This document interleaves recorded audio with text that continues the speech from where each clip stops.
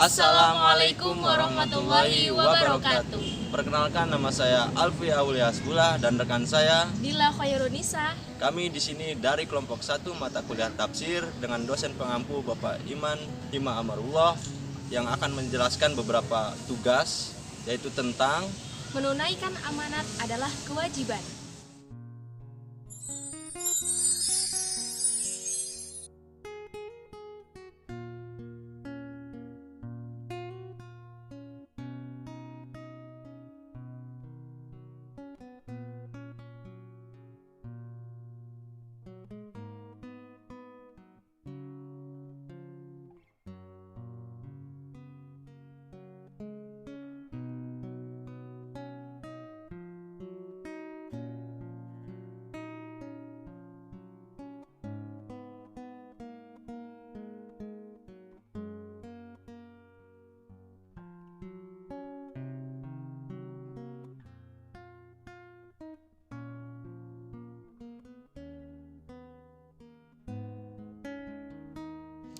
Oke teman-teman, tadi kita udah menyaksikan drama ataupun cuplikan pendek terkait amanah, di mana amanah itu adalah bersikap jujur ataupun bertanggung jawab atas apa yang telah diamanahkan kepada seseorang.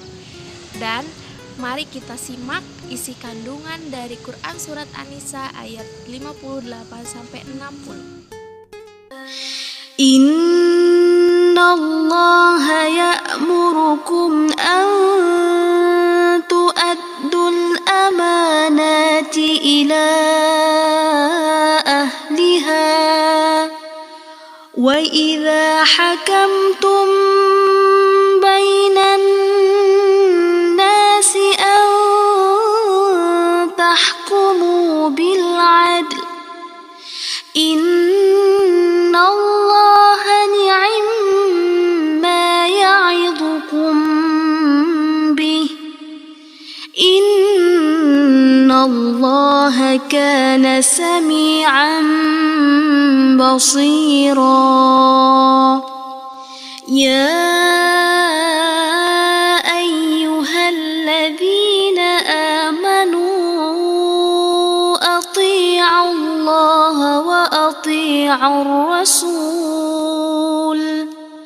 وأطيعوا الرسول وأولي الأمر منكم فإن تنازعتم في شيء فردوه إلى الله والرسول إن كنتم تؤمنون بالله واليوم الآخر ذلك خير وأحسن تأويلا.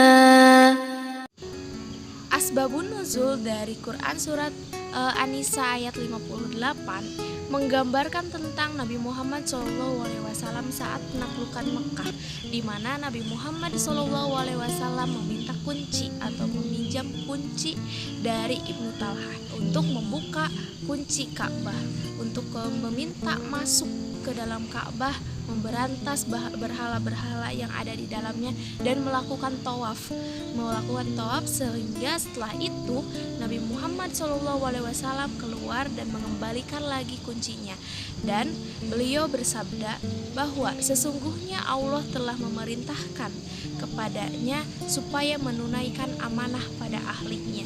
Meskipun pada saat itu sahabat Nabi Muhammad SAW juga meminta kunci kepada Ibnu Talhah, namun Ibnu Talhah tidak memberikannya dan memberikannya kepada yang lebih berhak, dan Nabi Muhammad SAW memberikannya kembali kepada yang lebih berhak menerimanya. Selanjutnya kita ngomongin tentang amanah. Amanah akar dari iman dan aman, di mana iman dan aman berkaitan dengan amanah. Terus juga kalau misalkan orang yang beriman disebutkan mukmin yang bisa mendatangkan keamanan dan juga dapat memberi dan menerima amanah tersebut. Tafsir Ibnu Katsir juga menjelaskan tentang amanah, yaitu amanah tidak bersifat individual aja untuk melakukan perilaku terhadap sesama manusia, namun terhadap sesama hablum minallahnya juga, karena berkaitan dengan ibadah, sholat, zakat, puasa, terus juga menunaikan kafarat dan menunaikan jenis zakat yang lainnya. Amanah adalah hak Allah atas hamba-hambanya yang dipercayakan kepada seseorang berupa titipan. Oleh karena itu, titipan ditunaikan pada orang yang berhak menerimanya. Dan ayat ini juga memerintahkan kepada para penguasa atau pemangku jabatan yang berwenang dan menetapkan hukum agar menetapkan hukum secara adil, karena keadilan mendekatkan pelakunya kepada ketaatan. Jadi kandungan surat An-Nisa ayat 58 sampai 59 itu menggambarkan bagaimana bentuk amanah yang dapat dipercayakan kepada seseorang sehingga orang itu dapat berlaku adil, termasuk pada sistem kepemerintahan atau juga para penguasa agar mengeluarkan hukum-hukum yang bermaslahat bagi umat.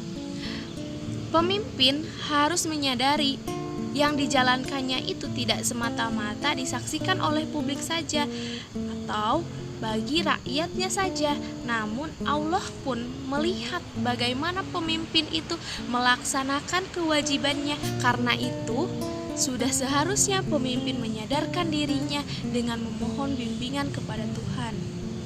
Dan setelah kita mempelajari isi kandungan Quran surat An-Nisa ayat 58 sampai 59 terkait bagaimana tata cara amanah atau juga tata cara memimpin yang adil dan amanah serta mengeluarkan hukum-hukum yang bermaslahat, sekarang membahas terkait isi kandungan Quran surat An-Nisa ayat 60.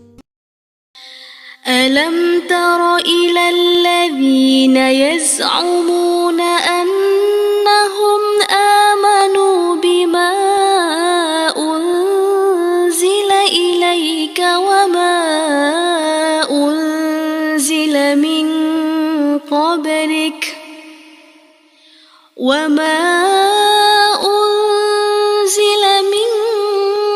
قبلك يريدون أن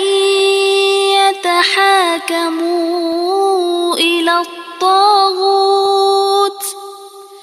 وقد أمروا أن يكفروا به ويريد الشيطان أن يضلهم ضلالا بعيدا. Di sini ada tafsir Quraisy Shihab yang menyatakan bahwa tidaklah kamu heran, wahai Nabi, melihat orang-orang yang mengaku beriman kepada kitab yang diturunkan kepadamu dan kitab-kitab diturunkan sebelummu. Dalam pertengkaran, mereka mendasarkan hukum-hukum dengan selain hukum Allah yang mengandung kesesatan dan kerusakan. Padahal mereka diperintah Allah untuk tidak berpegang pada hukum selain hukum Allah Subhanahu wa taala. Setan hendak menyesatkan mereka dari jalan yang benar dan lurus sehingga mereka menjadi sangat tersesat. Nah, dalam isi kandungan Quran surat An-Nisa ayat 60 ini berarti menjawab bagaimana sikap itu, bagaimana Allah menghendaki orang-orang yang tidak taat terhadap hukum-hukum Allah yang telah ditetapkan dalam Al-Quran. Seperti dalam Quran surat An-Nisa ayat 58 dan 59 itu sudah ditentukan ketentuan-ketentuan Allah untuk bagaimana bersikap adil dan amanah, sehingga dalam Quran surat 60 ini dijelaskan apabila tidak menuruti ataupun tidak mentaati ketetapan Allah, maka Allah menyebutkan di sini adalah dialah orang yang termasuk, dialah orang yang tersesat dari jalan Allah Subhanahu wa taala. Maka dari itu kita harus memperhatikan, kita harus berpegang teguh pada sumber hukum kita yaitu Al-Quran, karena dalam Al-Quran sudah tentu jelas bagaimana sistem kehidupan yang sekarang kita jalani itu ada semua dalam Al-Quran. Kita bisa mengambil ibroh dan pelajarannya dalam Al-Quran pada saat ini. Kita jadikan pedoman untuk kita melakukan amal soleh dalam segala sesuatu hal. Maka dari itu Quran Surat An-Nisa ayat 60 menjelaskan bahwa ayat ini memerintahkan atau juga larangan atau peringatan untuk orang-orang yang tidak menaati hukum-hukum Allah Subhanahu wa taala, baik terkait amanah, adil dan lain sebagainya. Jadi Al-Qur'an itu adalah sumber hukum yang dapat menjadi tolak ukur dan menjadi pijakan untuk menjalani hidup.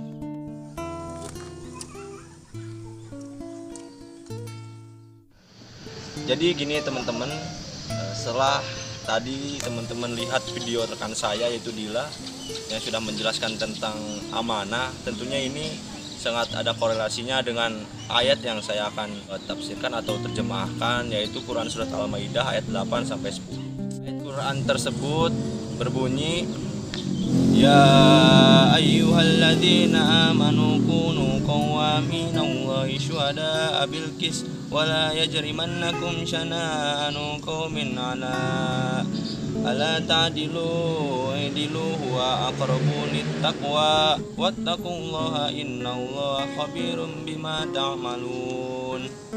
Hai orang-orang yang beriman, hendaklah kamu jadi orang-orang yang selalu menegakkan kebenaran Allah Subhanahu wa taala, menjadi saksi dengan adil, dan janganlah sekali-kali kebencianmu terhadap sesuatu kaum mendorong kamu untuk berlaku tidak adil.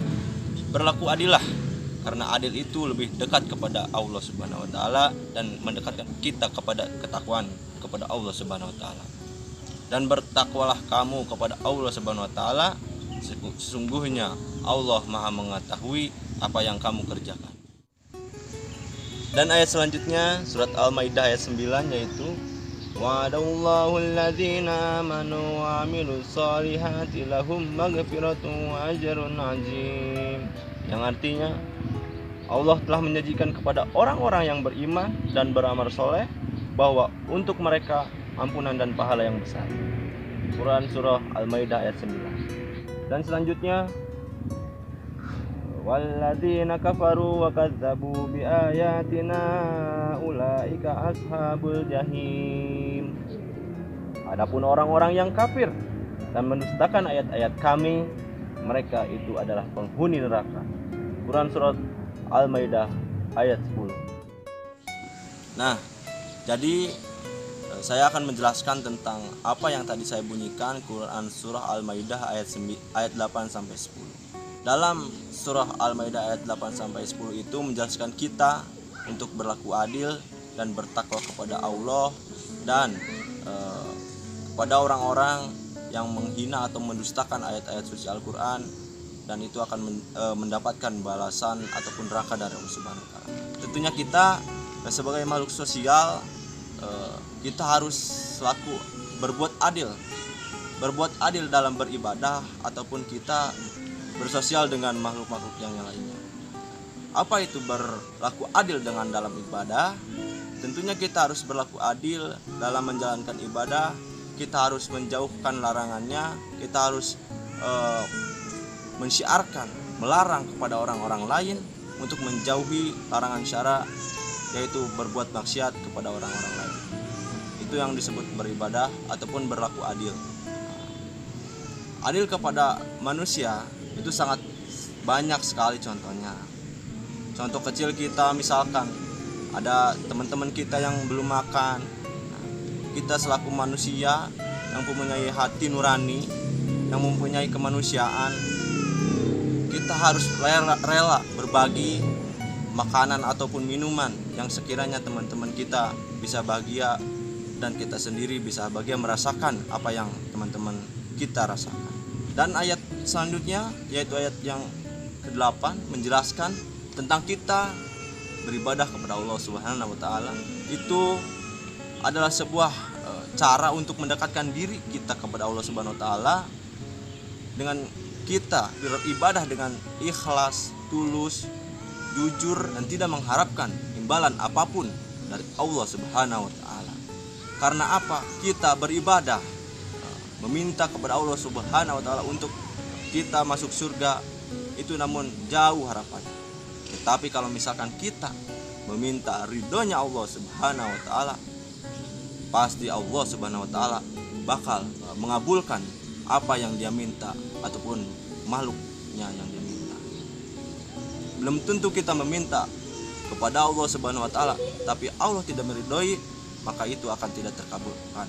Tetapi kalau misalkan kita meminta ridhonya Allah Subhanahu wa taala, apapun itu bakal terjadi, apapun itu bakal dikabulkan oleh Allah Subhanahu wa taala. Ayat selanjutnya yaitu Quran surah Al-Maidah ayat 10 yang menjelaskan tentang siapa orang-orang yang mendustakan atau menghina ayat-ayat suci Al-Quran, maka pasti dia akan mendapatkan nerakanya Allah Subhanahu wa taala.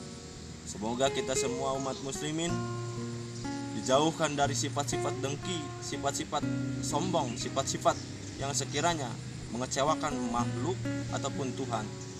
Semoga teman-teman semuanya dalam ayat Al-Maidah ayat 10 ini bisa memberikan kemanfaatan bagi orang lain, yaitu dengan isinya bahwa kita seorang muslim harus menjaga mushaf Al-Quran, tidak boleh untuk sekiranya melecehkan ataupun menyelewengkan, karena ayat suci Al-Quran itu adalah ayat suci yang turun dari Allah Subhanahu wa taala. Maka dari itu semua sahabat muslimin tentunya kita harus menjaga ayat-ayat suci Al-Quran, dan itu adalah menjadi pedoman manusia, pedoman umat muslim. Untuk apa? Untuk kita bisa beribadah kepada Allah Subhanahu wa taala. Dan sudah jelas di dalam semua Al-Quran itu skema dari mulai A sampai Z tentang perjalanan hidup manusia ada di dalam Al-Quran. Sekian dari saya Alfi Aulias Bula. Billahi fisabilil haq fastabiqul khairat. Assalamualaikum warahmatullahi wabarakatuh. Demikian hanya itu yang bisa kami sampaikan dari beberapa Quran surah Al-Maidah dan An-Nisa. Dan Saudara, Semoga teman-teman yang menonton video ini dapat mendapatkan manfaat dan ibroh dari video kita kali ini. Ditutup. Wassalamualaikum warahmatullahi wabarakatuh.